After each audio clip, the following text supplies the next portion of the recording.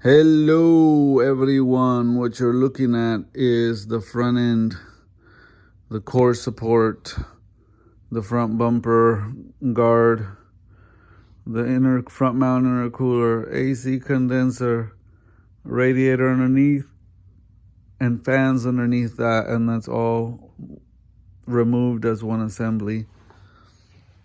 You have your bolt holes here, and then you have your bolt holes going through there, and you have another one going through there. So those three bolts will line up with these three bolts and those three bolts, and then that whole piece will bolt on there, and you have your, like I said, radiator, intercooler, fans, AC condenser, all those lines. Then I could attach them. Everything else is connected. The complete engine is installed. I mean, I've done everything, serpentine belt. I've done literally everything. The whole engine harness is connected, oil pressure switch, cam sensor, crank sensor is connected, the plug on the bottom of your AC compressor. I mean, all your turbo plugs, everything on the starter. You can't even see the starter on this guy, is so buried in there. There it goes back in there.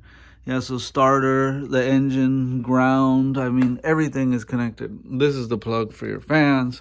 Those are the plugs for the headlights. This is your plug for your air filter, your turbo oxygen sensors, coils, solenoids, everything is connected. You got all your fuel lines connected, and got your booster line connected. Got everything literally connected. This goes over here to MAF airflow, I think, on this side. That's the only loose plug over here. Got everything else plugged in on the intake, all your important plugs there. Everything on the back of the engine plugged in. I don't think y'all could see, but I'll try to show ya. Got your hoses and everything else back here plugged in. Got the back heat plate plugged in, bolted back in.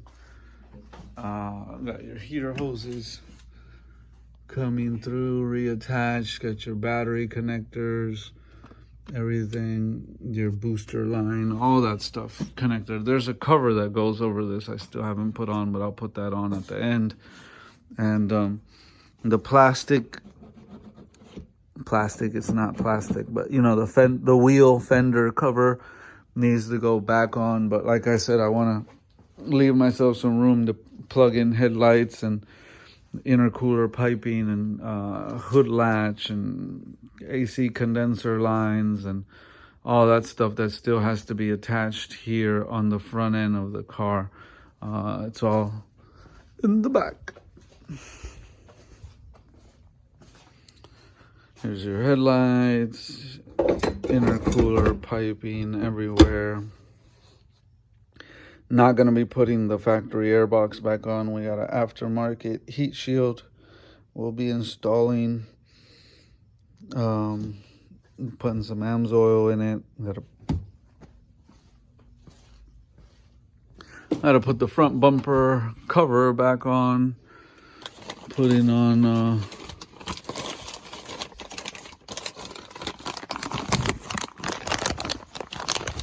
new Mishimoto intercooler coupling connectors.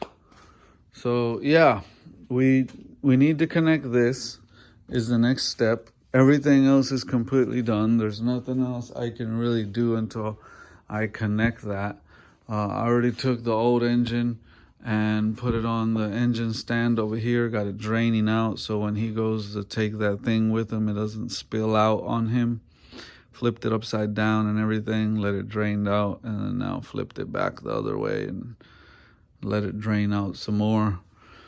Got a box full of old parts over here for him to take with him. I am just, like I said, you guys, I'm going to have to stop here. I'm technically, let me turn this thing around. I'm technically injured. I injured my right hand, like on the inside of your elbow. There's like a tendon there, and you strain too hard, cracking nuts loose, bolts loose, picking heavy stuff up, stuff I do for a living. You know, sometimes you hurt the tendon there. So I went to the doctor. He gave me the pain pills, and he told me to not work at all. He said, stop working. You won't get better unless you stop working for a couple of days. But I can't afford that. I got one too many cars in a line behind, like one behind the other, already waiting. I can't afford to take a couple of days off to properly heal. Normally, a smart person, that's what they would do. They would just let it heal for like a couple of days and then go back to work. I keep agitating it because I have no choice. So what I do is I work until it turns into throbbing pain, and I've agitated the injury, and then I go inside, I put an ice pack on it, take a pain pill, take a little power nap, wake up, and then I go back and say, okay, suck it up, buttercup, and let's go do some more work. And then I come and I keep inching away at it. Slow progress is better than no progress. You know, slow progress is better than no progress. Nobody likes to get injured in the middle of a job. You know, I'm a big advocate of finish what you start, and do it right or don't do it at all. But when you're working injured, it really slows you down, because your mind is like, let's go, I want this thing out of this garage. But you know, I'm right-handed, and there's definitely something causing me sharp pain inside my elbow. I'm no doctor, but he says it's not a big deal. It'll heal on its own if I just let it rest. But I keep agitating it. So my goal is, I got this engine swap to finish, and I got another one that's a little easier on a Volkswagen Beetle. I'm going to do both of those, and then I'm probably going to take a few days off. But I'm going to knock these two out before I take any real serious time off. And yeah, you just got to do what you got to do sometimes, guys. Nobody's going to pull out a violin and play you a sad song, come to your rescue. You just got to suck it up, buttercup. That's what we're doing. So slow progress, but we're getting it done. We're inching away at it. We're getting closer. Unfortunately, I have to stop at this point.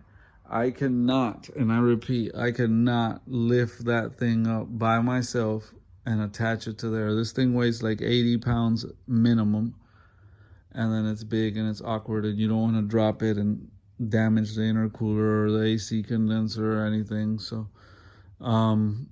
yeah, I need somebody to love me enough, to care about me enough, to say, hey Danny, let me come over there and give you a hand and bolt that big thing onto that Audi.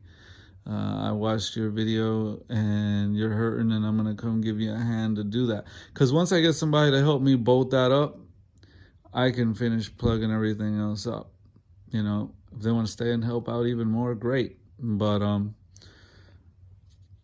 anyways, the point is, my hands are crossed until I get some help over here to bolt this front end on. I've done everything I could.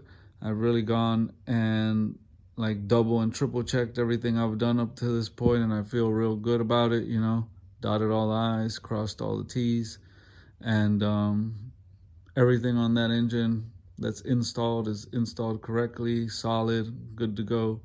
We just have to get a little help. Can't be too proud to ask for help sometimes, you know, and I'm not going to sit here and I've already been agitating the injury, and then to go and try to pick this thing up right now and slap that on there. No, thank you. So we're at a standstill. Wanted to make a video here. I'm not sure when somebody will be able to come over here. It's China virus time, you know, and you got to be careful who you even allow to come over here, because if I catch something because somebody came over here, then I give it to my son, I give it to other family members, my parents, for example, you know, that I'm having contact with them, and they would have a harder time overcoming this China virus. I got a strong immune system. If I got it, I'm pretty sure no big deal. I'd just overcome it and develop an immunity to it.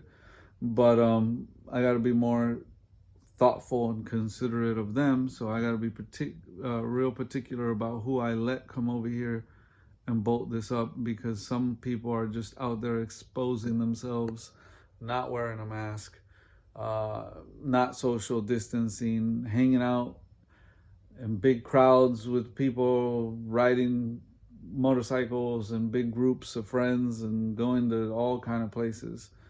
And you could have this China virus for 14 days and show no symptoms at all, feel 100% healthy and be like, what? I'm strong, I'm healthy, I don't know what you're talking about. And then out of nowhere you start feeling it, and you think you got it like that day or the day before, but no, it's dormant in your throat for like 14 days. So yeah, you got to be real careful, and I'm only allowing very few people that I know are really taking social distancing seriously to come over here. So I'm gonna be patient, wait for one of them to come over here, help me bolt this on here, and then I'll finish up the job, because I'm eager to get it out of my garage. I got a Volkswagen Beetle I got to do after this engine swap. That one should be pretty easy compared to this one.